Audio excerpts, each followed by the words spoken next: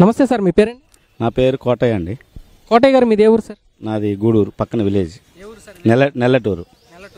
గూడూరు నియోజకవర్గంలోకి వస్తుంది కదండి? అవును, గూడూరే సార్. ఎలక్షన్స్ రాబోతున్నాయి కదా.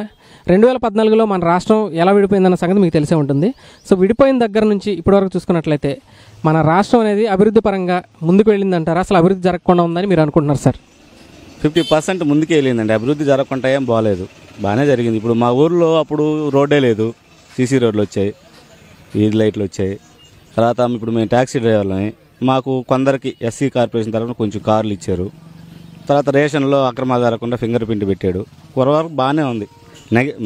పార్టీ గురించి కాదు, మెయింటెనెన్స్ బాగుంది, స్కూల్ బాగుంది. అయ్యేరు ఊరైనా కానివ్వండి, స్కూల్ బాగుంది అంటున్నాను నేనైతే. ఎలక్షన్స్ రాబోతున్నాయి కదా సార్, మరి ఈసారి ఎవరికి అవకాశం ఇస్తే రాష్ట్రాన్ని మరి ఎట్లాగే ముందుకు తీసుకెళ్ళగలరని మీరు అనుకుంటున్నారు? చంద్రబాబు గారా, జగన్ గారా, పవన్ కళ్యాణ్ గారా సార్? సార్, నేను ఒక ఎగ్జాంపుల్ చెప్తా. నేను చదువుకున్నా, మన ఇద్దరం ఒక కాలేజీలో పాస్ అయ్యామనుకోండి, నీకు జాబ్ వస్తే కదా నువ్వు ఎలా పని చేస్తావో తెలుస్తుంది, అనా కదా? అలాగే నాకు జాబ్ వచ్చింది, నేను 3 ఇయర్స్లో 5 ఇయర్స్లో చేసి చూపించా నా టాలెంట్, సిస్టమ్ వర్క్ కానీ ఏదైనా. జగన్ గారు ఇంతవరకు రాలా, ఏం చేస్తాడో తెలియదు. మంచి చేస్తాడా చెడ్డ చేస్తాడా క్వశ్చన్ మార్కు. అంటే అతను మంచోడా కాదనేది నాకు తెలియదు. ఎలా చేస్తాడో ఎలా తెలుస్తుంది? అవకాశం లేదు, అవకాశం రాలా. వస్తే ఏమన్నా చేస్తాడేమో తెలియదు. కానీ ప్రజెంట్ అయితే సగం గోడలు కట్టారు, పిల్లర్స్ వేసారు, స్లాబ్ ఎవరు పోయాలా? ఇప్పుడు నేనే కదా పోయాలా. మరి ఏరే ఆయన పోస్తాడో ఆపుతాడో, మళ్ళీ పక్కన ఇంకో బిల్డింగ్ కట్టుకుంటాడో తెలియదు. కాబట్టి ఈ టర్మ్ పార్టీ పరంగా కాదు, ఎవరైతే ఉన్నారో వాళ్ళైతే ఈ రాష్ట్రం బాగుపడుతుందని నేను అనుకుంటున్నాను. సార్, పనితీరు ఎలా ఉంది సార్ చంద్రబాబు నాయుడు గారిది? ఈయన ఇప్పుడు వరకు చూశారు కదా మీరు. ఇచ్చిన పనులన్నీ ఇక్కడ ఉండే అధికారులు బాగానే చేస్తున్నారు సార్. మా గూడూరు నియోజకవర్గం వరకు అయితే పెండింగ్ ఏం లేదు.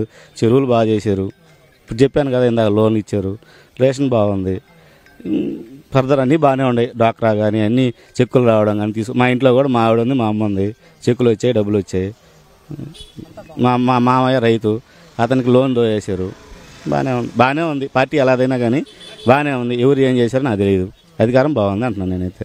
సార్, ఇప్పుడు ఫామ్ 7 ద్వారా ఓట్ల తొలగింపు జరుగుతుందని చెప్పేసి అంటున్నారు కదా, అసలు ఈ విషయంలో ఎవరి పాత్ర ఉందని మీరు అనుకుంటున్నారు సార్? అది మనకు ఎలా తెలుస్తుంది సార్? ఇప్పుడు అతను నాకు తెలిసిన వరకైతే నేను న్యూస్ చేస్తుంటే, ఒక రాష్ట్ర ప్రభుత్వం విడిపోక ముందు ఒకరికి ఇస్తారు కదా, ఒక సిస్టమ్ ఇలా చేయండి అలా చేయండి అని డెవలప్మెంట్కి ఇచ్చినప్పుడు అది తెలిసి వాళ్ళే చేశారు, హైదరాబాద్ పరంగా తెలంగాణ వాళ్ళే చేశారు అంటారు. అప్పుడు ఇద్దరు కలిసి ఉన్నారు కదా, ఇద్దరు కలిసి ఉన్నప్పుడు తెలుసు కదా ఎవరికి ఇచ్చారో, ఏది డెవలప్మెంట్ చేసే విధానం, సిస్టమ్ విధానం తెలిసి అతను చేశాడు అంటాడు మన ప్రజానాడి. మేమంతా డిస్కస్ చేసుకుంటాం కదా, అలా అంటప్పుడు అలాంటిది వస్తుంది. సార్, ఒకవేళ కేసీఆర్ గారు ఆంధ్ర రాజకీయాల్లోకి వస్తే పరిస్థితులు ఎలా ఉంటాయని మీరు అనుకుంటున్నారు సార్? ఆయన వేలు పెడతాను, రిటర్న్ గిఫ్ట్ ఇస్తాను ఇలా మాట్లాడుతున్నారు కదా, ఒకవేళ వస్తే ఎవరికి సపోర్ట్ చేస్తారు, అసలు ఎలా ఉంటుంది పరిస్థితి అనుకుంటున్నారు? వస్తే ఎవరికైనా సపోర్ట్ చేయని, టీడీపీకి చేయడు కదా. మన ఇద్దరం అనుకుందాం, టీడీపీకి చేస్తాడా? చేయడు. టీడీపీకి చేయనప్పుడు టీడీపీకి ఇమేజ్ పెరుగుతుందనే తగ్గదు. లాస్ట్ టైం టీడీపీని ఓడిపించారు తెలంగాణలో. మా ఫ్రెండ్స్ 3 ఉన్నాం.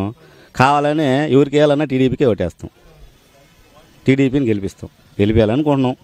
ఇంకా ఓటర్ నాడు ఎలా ఉందో మనకు తెలియదు. అదండి. Thank you sir.